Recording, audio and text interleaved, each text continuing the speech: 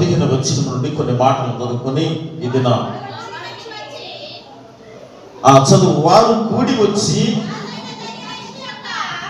రాజైన దర్యావేషు యొక్క ఏలుబడి యందు 2వ సంవత్సరము 6వ నెల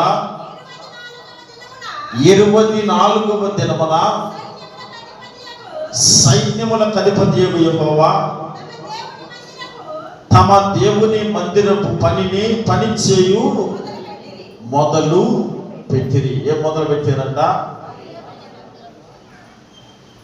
దేవుని మందిరమును పనిని చేయటము ప్రారంభించారు.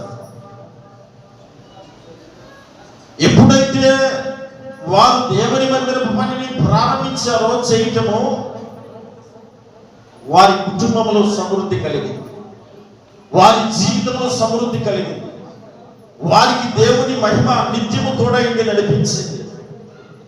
అప్పటి వరకు దేవుని మందిరము చెదిరిపోయినా పడిపోయినా శిథిలావస్థలో ఉన్న మందిరము దగ్గరికి వీరు పోలేదు. చక్కగా అక్కడ సంవత్సరము, మాసములు, దినములు కూడా క్షుణ్ణంగా వ్రాయబడి ఉంటాయి. చక్కగా వివరణ ఇవ్వడం జరిగింది. దర్యావేషు తను రాజుగా వచ్చిన తర్వాత తన ఏలుబడిలో దేవుని మందిరమును తిరిగి మరలా పునర్నిర్మించడానికి ప్రవక్త అయిన హగ్గయ ద్వారా దేవుడు సహాయపడ్డాడు, సహాయం చేశాడు. ఎంత చక్కటి మాటను మనం జ్ఞాపకం చేసుకుంటూ ఉన్నాం. ఎప్పుడైతే నీవు దేవుని పని చేయడానికి ముందుకు వస్తూ ఉంటావో, ఎప్పుడైతే దేవుని పనిని నీవు తలపెడుతూ ఉంటావో, దేవుడు కూడా నీ పనిని చేస్తాడు. మీ దగ్గర ఉన్న మౌతులన్నీ ఆపండమ్మా, బయట సౌండ్ కొంచెం డిస్టర్బ్గా ఉంటున్నది. ఎప్పుడైతే మీరు దేవుని పని ప్రారంభిస్తారో అప్పుడు దేవుడు మీ పనిని ప్రారంభిస్తారు. ఎప్పుడైతే దేవుని పనిని మనం నిర్లక్ష్యం చేసి దేవునికి దూరముగా, దేవునికి వ్యతిరేకముగా మనం ఉంటామో, దేవుడు అంతకంత మనల్ని దిగదారుస్తూ ఉంటాడు.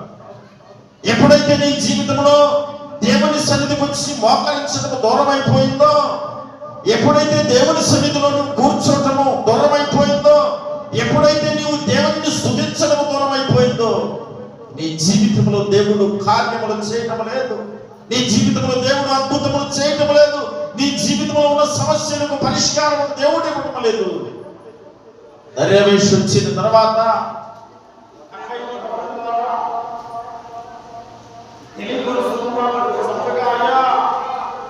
దేవుని మందిరపు పనిని మనం ప్రారంభిద్దాము, దేవుని మందిరపు పనిని మనం కోరుకుందాము. మన జీవితంలో దేవుడు ఆశీర్వాదాలను అనుగ్రహిస్తాడని హెచ్చరిస్తూ తెలియపరుస్తున్నాడు. అప్పటి వరకు వారు బట్టలు వేసుకుంటున్నారు కానీ చలి ఆగటం లేదు. బట్టలు వేసుకుంటున్నారు కానీ చలి ఆగటం లేదు. ఆహారం తింటున్నారు కానీ కడుపు నిండటం లేదు. దాహము తాగుతూ ఉన్నారు కానీ తప్పిక తీరటం లేదు. దేవుని మందిరమును, దేవుని పనిని నిర్లక్ష్యం చేయటం బట్టి వారి కుటుంబంలో, వారి గృహాలలో, వారి ఆ యొక్క రాజ్యంలో సంతృప్తి లేకుండా పోయింది. ఎప్పుడైతే నీవు దేవుని పనిని ప్రారంభిస్తావో అదే నీ జీవితంలో నిజమైన పండుగ దినం.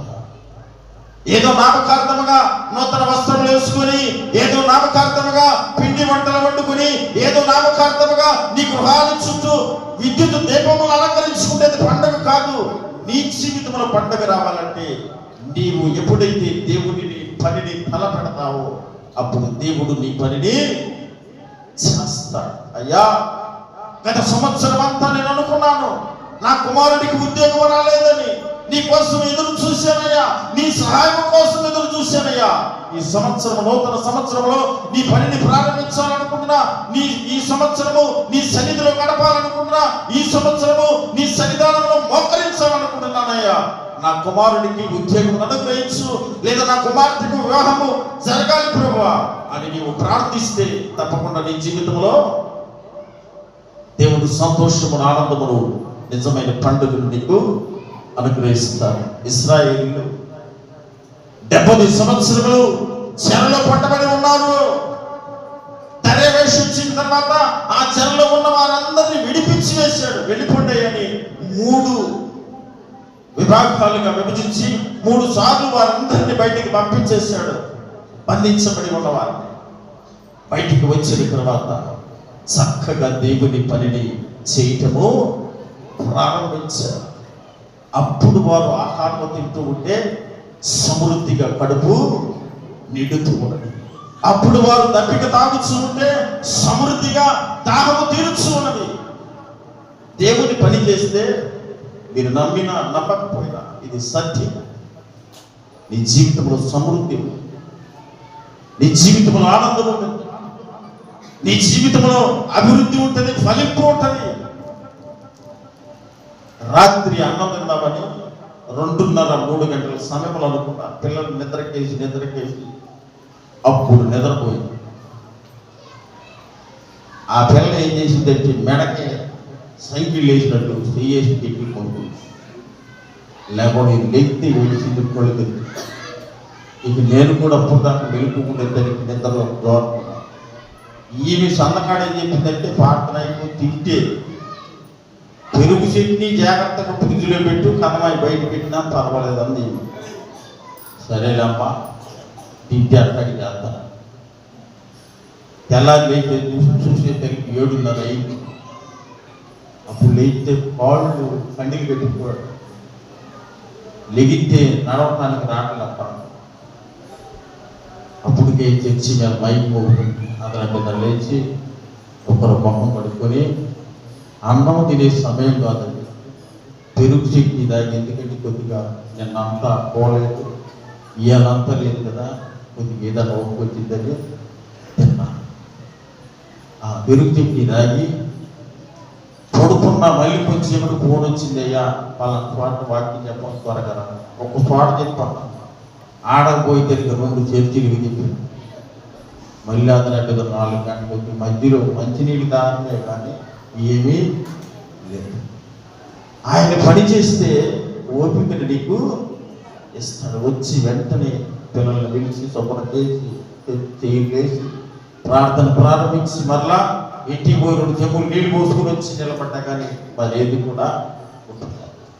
ఎందుకు చెప్తున్నారంటే దేవుని పని నీకు చేస్తే నీకు ఆరోగ్యాన్ని దేవుడు, ఆయన కోసం నువ్వు నలిగిపోయినా పర్వాలా, ఆయన కోసం నీ శరీరం గాయపడినా పర్వాలా, దేవుడు ఏదో ఒక రీతిలో నీ శరీరాన్ని మరలా తిరిగి కట్టగలడు. దేవుడు లోకానికి, లోక సంబంధమైన వాటికి నీ శరీరం నలిగిపోయి దేవా నన్ను బాగు చేయదేమంటే అది దేవుని చిత్తము కాదు.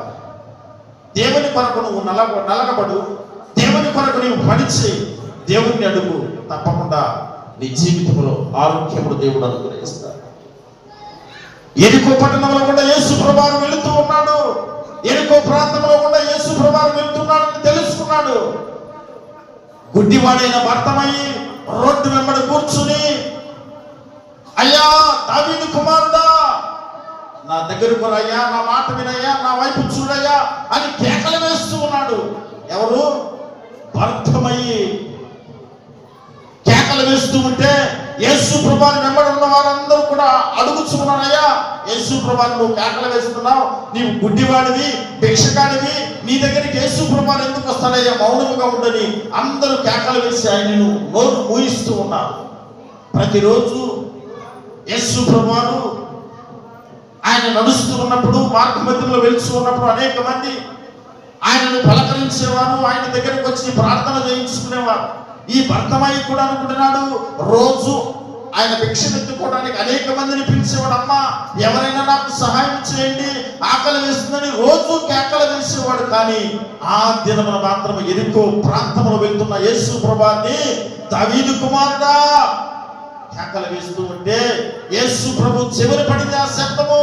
ఎవరో ఆ శబ్దాన్ని చేస్తూ ఉన్నదని వెనక తిరిగి చూసినప్పుడు భర్తమయ్యి అతను గుడ్డివాడు. ఎవరతను? గుడ్డివాడు. రెండవది భిక్షాటన చేసేవాడు. అతనిలో 2 లోపములు కనబడుచు ఉన్నవి.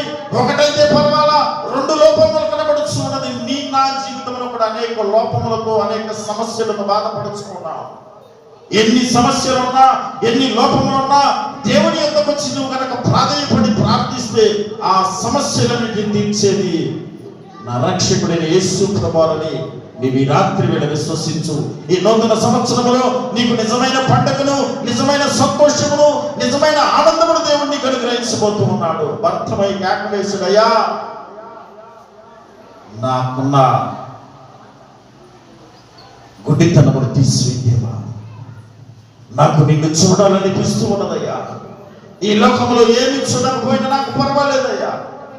నీ శబ్దము వింటున్నాను కానీ నిన్ను చూడాలి, ఒక్కసారి చూడాలనిపిస్తూ ఉన్నదయ్యా.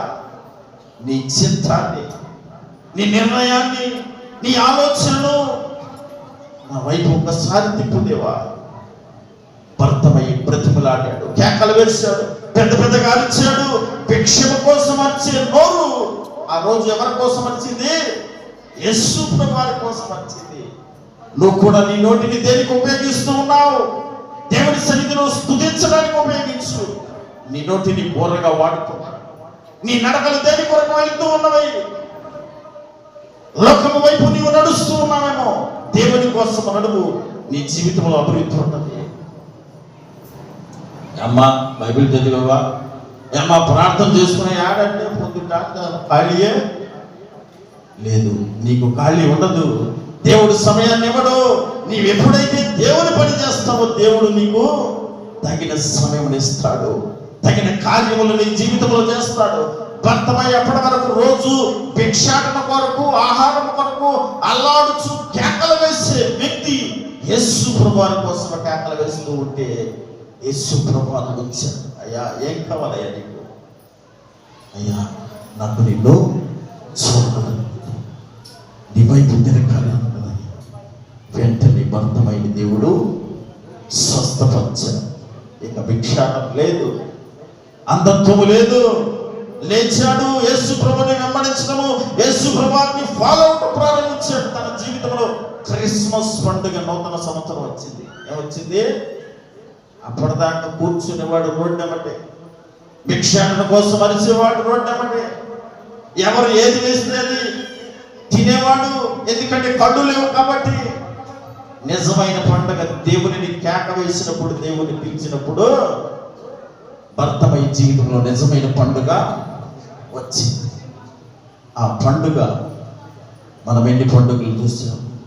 నామకార్థమైన పండుగలు, భక్తి లేని పండుగలు, విశ్వాసము లేని పండుగలు. దేనికి? నీ జీవితంలో నిజమైన సంతోషం పడతా. ఇక్కడ మనం ప్రార్థన చేసుకుని దేవుని సన్నిధిలో పండుగకు వచ్చి ఆచరించి ఇంటికి వెళ్ళిపోతాం.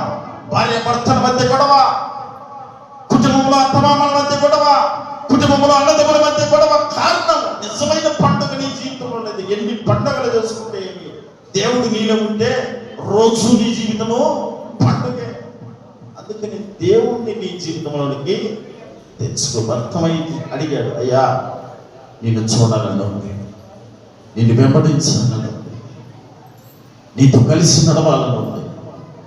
స్వస్థత పడ్డాడు, వాళ్ళు తెరవబడ్డాడు. చక్కగా దేవుణ్ణి వెంబడించి దేవాలయపు పనిని, దేవుని పనిని ప్రారంభిస్తే దేవుడు ఎంత గొప్ప ఉన్నతమైన కార్యములు చేస్తాడు. క్లుప్తముగా 3 విషయాలను ఈ హగ్గయి గ్రంథములో నుండి మీకు తెలియపరిచి ఈ సందేశాన్ని ముగించాలని ఆశపడుతూ ఉన్నా. మొట్టమొదటిగా హగ్గయి గ్రంథము 2వ అధ్యాయము, హగ్గయి గ్రంథము 2వ అధ్యాయము 4వ వచనంలో ఒక మాటను జ్ఞాపకం చేసుకుందాం. అయినను యెహోవా ఆజ్ఞ ఇచ్చున్నదేమనగా, జెరుబ్బబెలు ధైర్యము తెచ్చుకోము, ప్రధాన యాజకుడును యెహోజాదాకు కుమారుడైన యెహోషువ ధైర్యము తెచ్చుకోము, దేశములో ఉన్న సమస్త జనులారా ధైర్యము తెచ్చుకొని పని జరిగించుడి, నేను నీకు. ఇక్కడ ఏం చెబుతున్నాడు దేవుడు? ధైర్యం తెచ్చుకో, నేను నీకు తోడుగా ఉన్నాను. దేవుని తోడు ఉంటే ఇక మన జీవితంలో ఎంత ప్రమాదమైన భయం అనేది ఉండదు. దేవుని తోడు లేక మన జీవితాలు ఎడారి బ్రతుకులైపోతూ ఉన్నారు. కొన్నిసార్లు ఎడారిలో విడిచిపెట్టబడిన బ్రతుకులైపోతున్నాము మనమే. ఎడారిలో ఉంటే దాహం ఉండదు, దప్పిక ఉండదు. ఎంత దప్పిక వేసినా తాగుదామన్నా, ఎంత వెతుకులాడినా దొరకదు దప్పిక. ఎడారిలో ఉంటే ఎంత ఆకలైనా ఆకలి కోసం ఎదురు చూస్తే ఆహారం దొరకదు. ఎడారిలో ఉంటే ఎంత ఎండ వచ్చినా ఎండకి నువ్వు ఎండిపోవడమే కానీ నేననేది నీకు కను దృష్టిలో కూడా దొరకదు. దేవుడి తోడుంటే నీవు ఎలాంటి పరిస్థితిలో ఉన్నా, ఎలాంటి స్థితిగతుల్లో ఉన్నా, ఎంతటి భయంకరమైన శాపాలను నిన్ను చుట్టివేసినా దేవుడు తోడుండి నిన్ను రక్షిస్తాడు. ధైర్యము తెచ్చుకో. ఈ రాత్రి వేళ, ఈ శుభదినము, నూతన సంవత్సరములో ధైర్యము తెచ్చుకుని దేవుని పనిని ప్రారంభించు. దేవుడు నీకు తోడుగా ఉన్నాడు. అయ్యా, ఈ కొత్త సంవత్సరంలో రోజు బైబిల్ చదువుకుంటానయ్యా, ప్రారంభించు. నీ పనిని దేవుడు చేస్తాడు. అయ్యా, ఈ కొత్త సంవత్సరంలో రోజు దేవుని సన్నిధిలో నిలుచుంటానయ్యా. ఈ కొత్త సంవత్సరంలో రోజు నా బిడ్డల కొరకు, నా యజమానుడి కొరకు ప్రార్థన చేస్తానయ్యా. దేవుని పని నుంచి నీ పనిని ఆయన చేస్తాడు. ఆయన నీకు తోడుగా ఉండి ధైర్యం ఇచ్చి నిన్ను నడిపిస్తాడు. యవనస్తులు చూస్తూ ఉంటాం, యవన బిడ్డలు లవ్ యవన దశ వచ్చిన తర్వాత ప్రేమిస్తాను.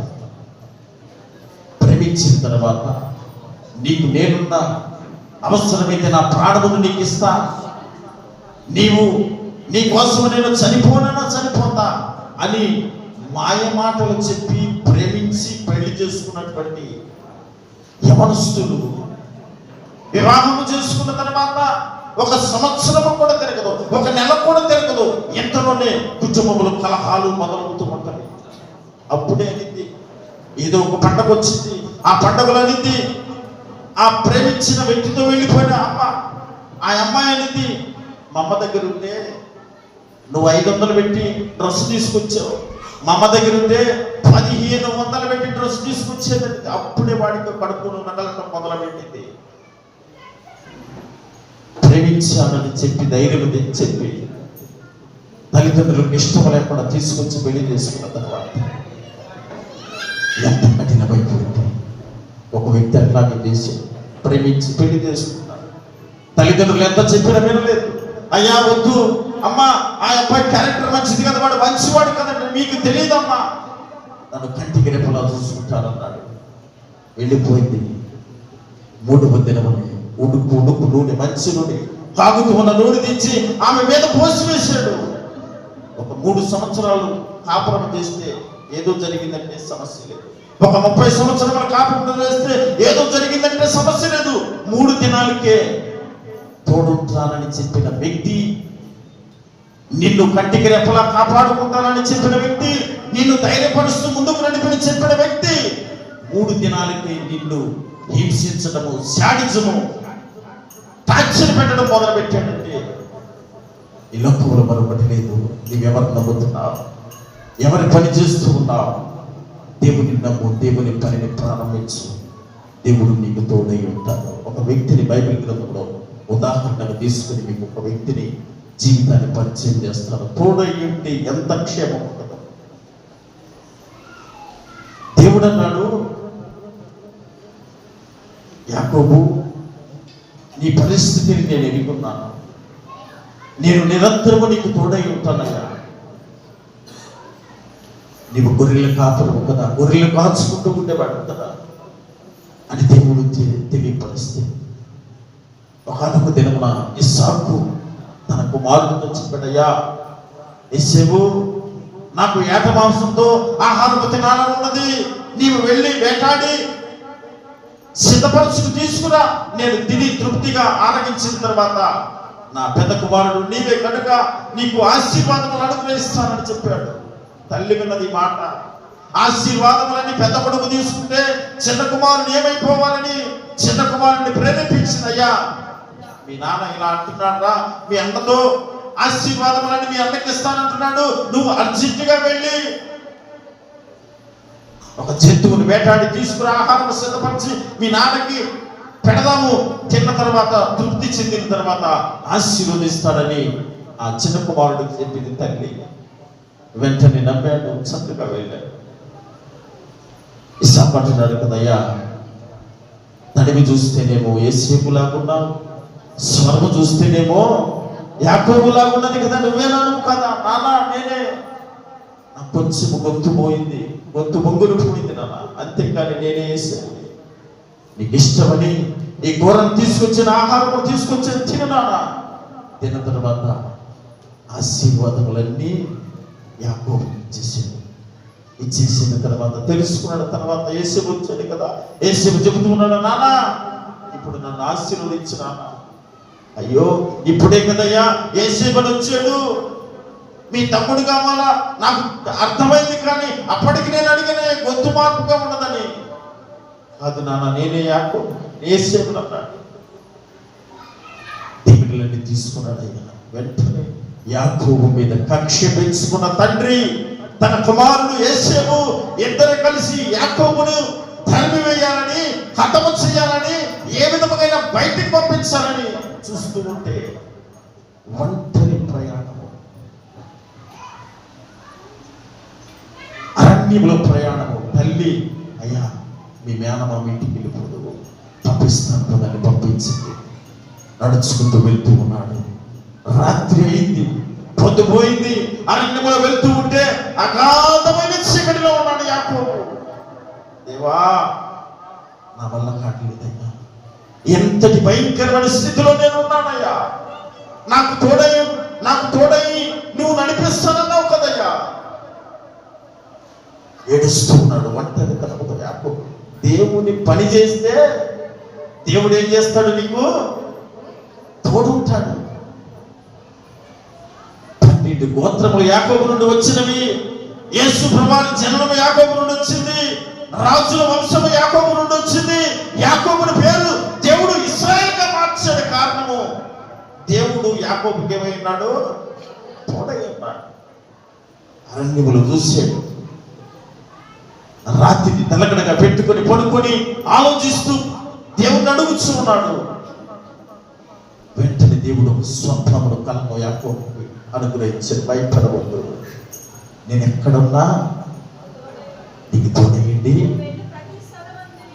ఆకాశమునకు భూమికి నిచ్చెన వేసి భయపడుతున్న యాకోబు దగ్గరకు ఆకాశంలో నుండి దేవదూతలు వస్తూ ఉన్నట్లుగా, ఎక్కుతూ ఉన్నట్లుగా, దిగుతూ ఉన్నట్టుగా కళను చూపించాడు. అమ్మాయి నేను ఒక్కటే అనుకున్నా, కాదు, నాకు దేవదూతల్ని దేవుడు తోడుకు పంపించాడు కదా.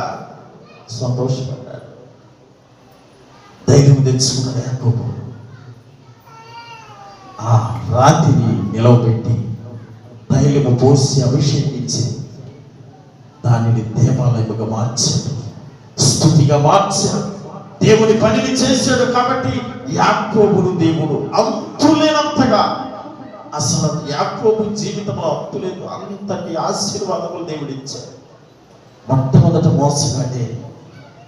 మొట్టమొదట యాకోబు మోసగాడే, తండ్రిని మోసం చేశాడు, అన్న మోసం చేశాడు. ఎప్పుడైతే తన జీవితంలో మార్పు వచ్చిందో, ఎప్పుడైతే తన జీవితంలో మార్పు చెంది దేవుని పనిని చేయడం ప్రారంభించాడు, దేవుడిగా అతనికి ఎక్కడికి వెళ్తే అక్కడికి తోడుగా ఉండి నడిపిస్తూ. ఇశ్రాయేలు కూడా ఆ ఆది ఖండంలో యాకోబు జీవితాన్ని చూసాం. నిర్గమకాండంలో ఇశ్రాయేలు కూడా చెప్పాడు, మోషే నేను నీకు తోడై ఉంటానయ్యా, ఇంతమంది జనాంగాన్ని నేను ఎక్కడ నడిపించాలంటున్నావు కదా, నేను నీకు తోడై ఉంటా, నువ్వు నడిపించు అని అన్నాడు. ఎదురు సముద్రం వచ్చినా, వెనకమాల శత్రువులు వచ్చినా తోడై ఉంటానన్న దేవుడు నిన్ను మాత్రము విడిచి పెట్టడు. సముద్రం వచ్చిందా, ప్రార్థన చేసావు కదా, ఇదిగో నీ చేతిలో ఉన్న కర్రను పైకెత్తు, సముద్రము రెండుగా చీల్చి ఇశ్రాయేలు జనాంగాన్ని సముద్రములో గుండా బయటికి నడిపించాడు. తోడైంటే నీ ఎదురు ముళ్ళ కంపుంటా, నీకు కాలికి ఒళ్ళు కూర్చుంది. రాత్రికి చెప్పాము, శత్రువుకు శత్రువు ఎదురు పడ్డప్పుడు, శత్రువుకు శత్రువు దొరికినప్పుడు దావీదు సౌలును ఏమి చేయలా, ఒక్క చిన్న గుడ్డ పేలికని కట్ చేసుకుని తీసుకెళ్ళాడు. ఎందుకు? అపకారము చేయాలని చూసా దావీదు, నీ జీవితంలో నేను, కానీ నీవు నాకు ఉపకారము చేశాను. యాకోబు జీవితము కూడా అదే, మోసం చేసేదేమో కానీ మనలో నుండి సర్వస్వమైన సంతానము గోత్రములు వృద్ధి చేయడానికి దేవుడు యాకోబును ఒక సాధనముగా వాడుకున్నాడు. దేవుడు పని చేస్తే దేవుడు నీ పని చేస్తాడు. దేవుడు నీ పనిని చేయటం ప్రారంభించేటంటే ఇక నీ జీవితంలో నిత్యము పండుగ. సంవత్సరానికి ఒకసారి జనవరి పండుగ కాదు, సంవత్సరానికి ఒకసారి క్రిస్మస్ పండుగ కాదు, సంవత్సరానికి ఒకసారి డిసెంబర్ 31 రాత్రి పండుగ కాదు. నీ జీవితంలో రోజు పండుగ. రెండో విషయాన్ని కూడా జ్ఞాపకం చేసుకున్నాను. హగ్గయి గ్రంథం 2వ అధ్యాయము 7వ వచనం చదవండమ్మా. నేను అన్ని జనులందరినీ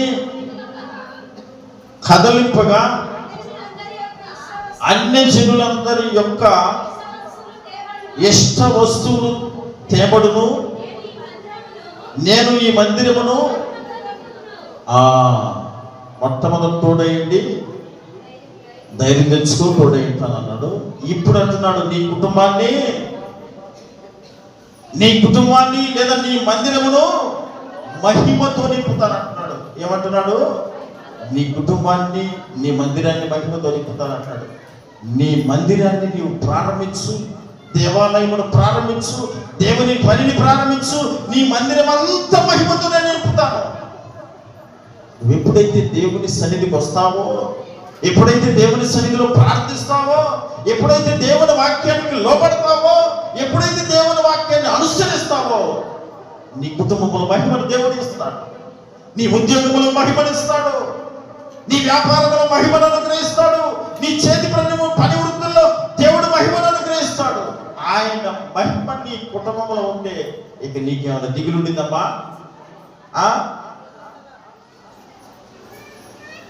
దావీదు అంటున్నాడు ఒకసారి,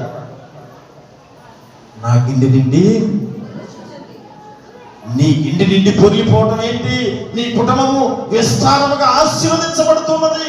ఆస్తి వద్దంటే వచ్చి పడుతున్నది, సంపద వద్దంటే వచ్చి పడుతున్నది, బిడ్డలు చదువులో ఉన్నతముగా ఎదిగిపోతున్నారు. కారణము నీవు దేవుని పని చేస్తే, దేవుని మందిరములో నీవు నిలబడితే ఆయన మహిమ నీ కుటుంబంలో నిరంతరం ఉంటుంది.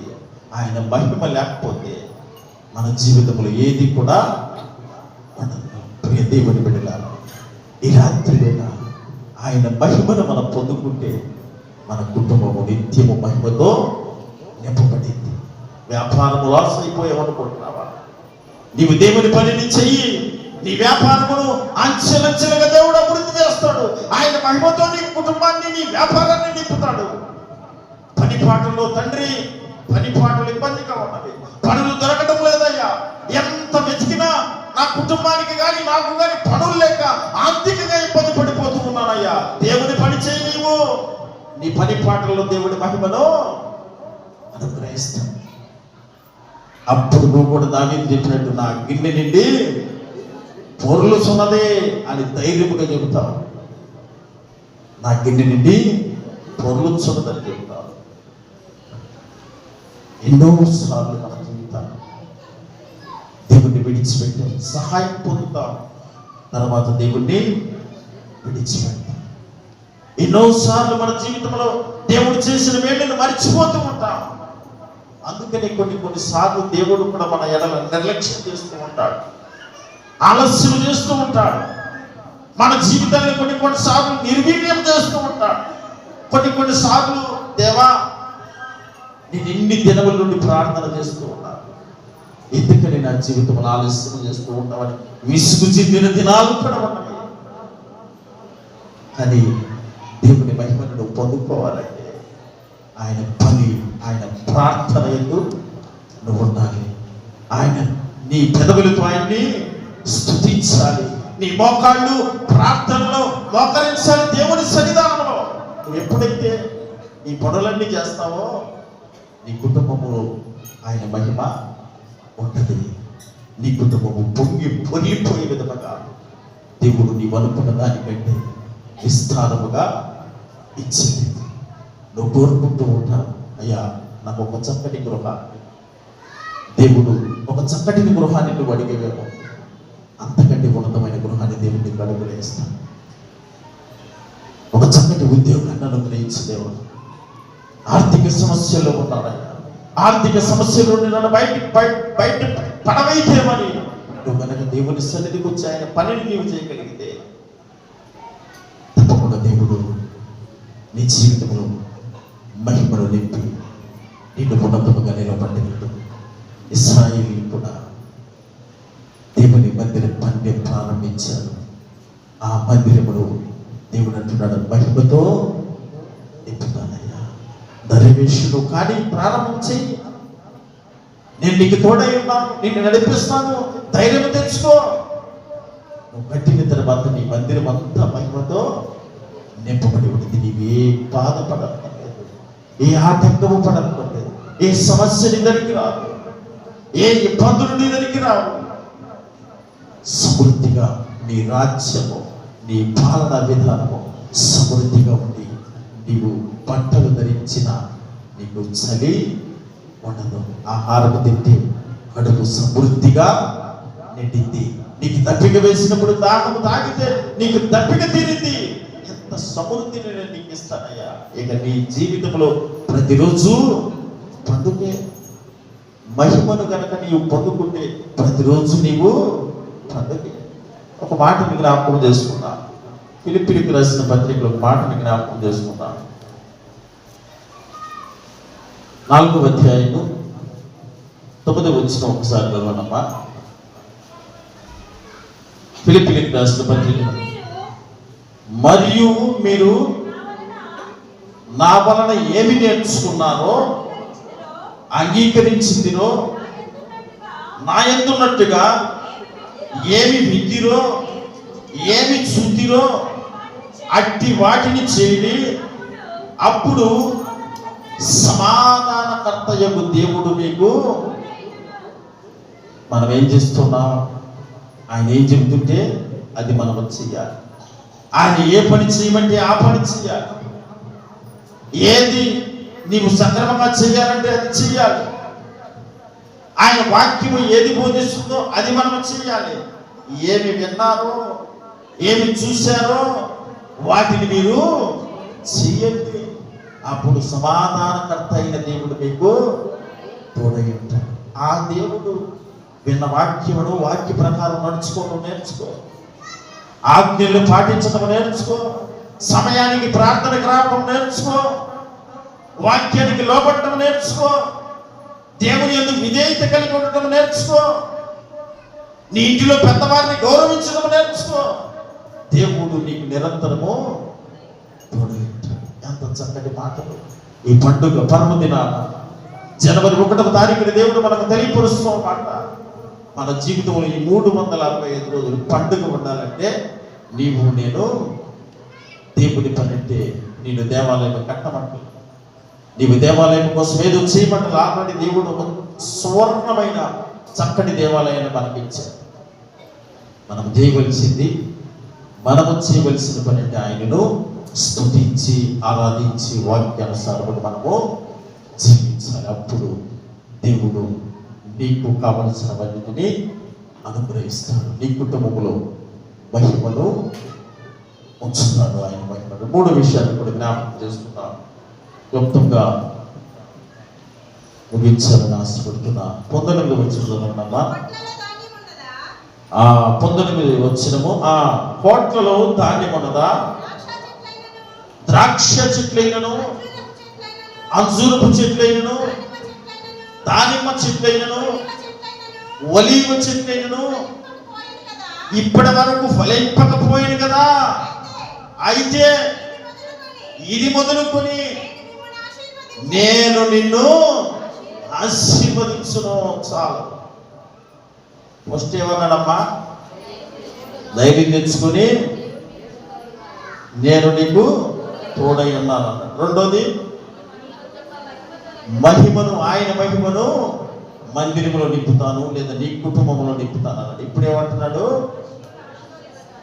నిన్ను ఆశీర్వదిస్తానంటాడు.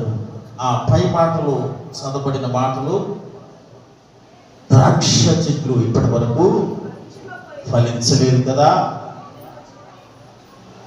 నీ జీవితంలో ఫలింపనేది ఇప్పటి వరకు లేదు కదా. ఇప్పటి వరకు ఎందుకు లేదు అంటే నీవు దేవుని పనిని చేయలేదు కాబట్టి. ఇప్పుడు దేవుని పనిని చేయడము, మందిర పనిని చేయడం ప్రారంభించడం కనుక ఇది మొదలుకొని ఇప్పుడు ప్రారంభించు కాబట్టి ఈరోజు ఇది మొదలుకొని నిరంతరము నిన్ను ఆశీర్వదిస్తానంటున్నాడు. ఆయన ఆశీర్వదిస్తే ఇక మన జీవితంలో రోజు పండగ. ఆయన ఆశీర్వదించడానికి డబ్బులు ఎంత తీసినా వస్తానే ఉంది. మొన్న చెప్పింది, ఏమని చెప్పింది అమ్మా? మొన్న ఆయన చెప్పింది, ఏమని చెప్పింది? ఒక ఆమె చెబుతుంది, నా ఫోన్లో నెట్ అయిపోతే అసలు ఇక అది అయిపోవట్లేదయ్యా, ఇక ఆయన మరి ఎందుకు చేస్తున్నాడో నాకు తెలపలేదు, అది వందనే ఉంటుంది, అయిపోవటం అని జరగదు. ఈ మాట కొద్దిగా విచిత్రంగా ఉంటుంది, పెట్టుకోలేదు. అని కొందరి జీవితాల్లో దేవుడు చేస్తాడు.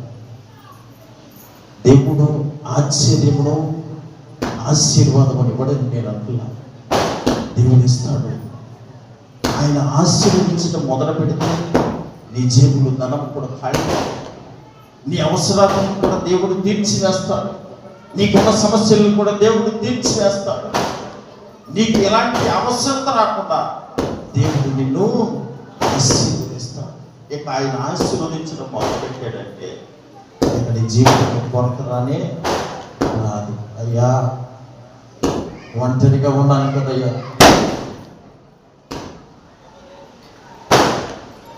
భయభ్రాంతుల్లో ఉన్నాను కదయ్యా, అలాడిపోతూ ఉన్నాను కదయ్యా, ఈ స్థితిలో ఉన్నానయ్యా, నీవు నన్ను ఆశీర్వదిస్తే కానీ విడిచిపెట్టనయ్యా, నీవు నన్ను ఆశీర్వదిస్తే కానీ నేను విడిచిపెట్టను అని గట్టిగా పుట్టుకున్నాడు. ఎవరు? పోరాడే. నువ్వు ఆశీర్వదిస్తేనే నేను విడిచిపెడతాను. పెనుగులాడాడు. తల్లి గర్భంలోనే పెనుగులాడినటువంటి వ్యక్తి యాకోబు బయటకు వచ్చిన తర్వాత దేవునితో కూడా పోరాడి పెనుగులాడాడు. దేవుడు అన్నాడు, యాకోబు ఇక నీ ఇష్టమయ్యా, నువ్వెంత చెప్పినా ఇంటలేదు కదా, అయితే ఒక కండిషన్ పెడుతున్నా, ఈ దినమున నీ పేరును మారుస్తున్నా. ఒకసారి నీ పేరు చెప్పయ్యా. ఏం పేరు అమ్మ మీ పేరు? ఒకసారి మీ పేరు చెప్పు. యాకోబు అయ్యా. ఎందుకంటే అంతకుముందు తన తండ్రి అడిగినప్పుడు యాకోబు అనకుండా యేసేపు అన్నాడు కదా, ఒకవేళ మరలా అబద్ధం చెబుతాడేమో, అదేమో నా పేరు యాకోబే, ఈ దినమున నీ పేరు నేను మారుస్తున్నాను. యాకోబు కాదు, ఇక నుండి నువ్వు ఇశ్రాయేలుగా మారుస్తున్నాను. ఇక నీకున్న శక్తి, నీకున్న బలము, నీ సంపదలు, నీ వెనకమాలని సంతానము ఎంతగా వృద్ధి చెందిందో తెలియదు. యాకోబు వెళ్ళు అన్నాడు. ఆశీర్వదించినాక యాకోబు వద్దు. సర్వసాధారణంగా ఎంతమంది ఉంటారు భార్యలో? అమ్మా ఎంతమంది ఉంటారు భార్య మనిషికి?